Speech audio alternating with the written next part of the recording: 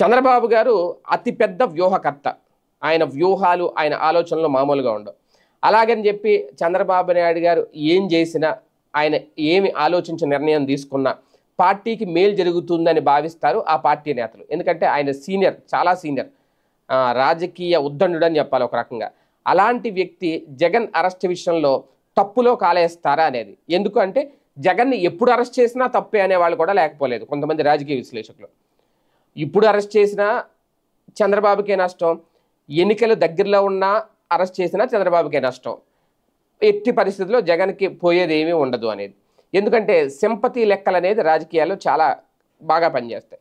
రేవంత్ రెడ్డిని అరెస్ట్ చేస్తే సీఎం అయ్యారు, చంద్రబాబుని అరెస్ట్ చేస్తే సీఎం అయ్యారు అని లెక్కలు వేసుకుంటూ ఉంటే, అలాగైతే మరి కేజ్రీవాల్ అరెస్ట్ అయితే సీఎం ఎందుకు అవ్వలేదు అని ఒక లెక్క చెప్తూ ఉంటే, ఇక్కడ కీలకమైన అంశం ఏంటంటే అక్కడ భారతీయ జనతా పార్టీ చాలా గట్టిగా పనిచేసింది.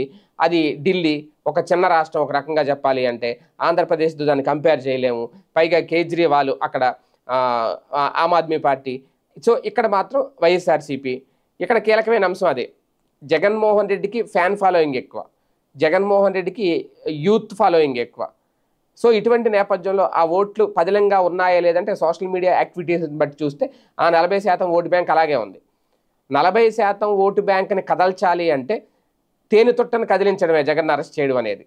ఇప్పుడు అరెస్ట్ చేస్తే, ఒకవేళ ఇప్పుడు అరెస్ట్ చేస్తే ఎక్కువ రోజులు జైల్లో ఉంచలేరు. అలాగని 3 ఏళ్ళు 4 ఏళ్ళు ఉంచుతారా?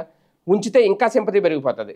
అప్పుడు మళ్ళీ ఏ భారతి గారు బయటకు వచ్చినా, లేదు విజయమ్మ గారే రంగంలోకి దిగిన వైఎస్ఆర్సీపీకి సంబంధించి ఏం జరుగుద్ది అనేది ఒక పెద్ద చర్చ.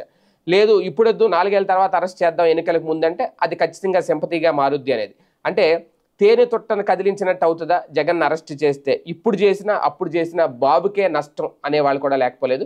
మరి ఆయన నిర్ణయం ఎలా ఉంటుందో చూద్దాం.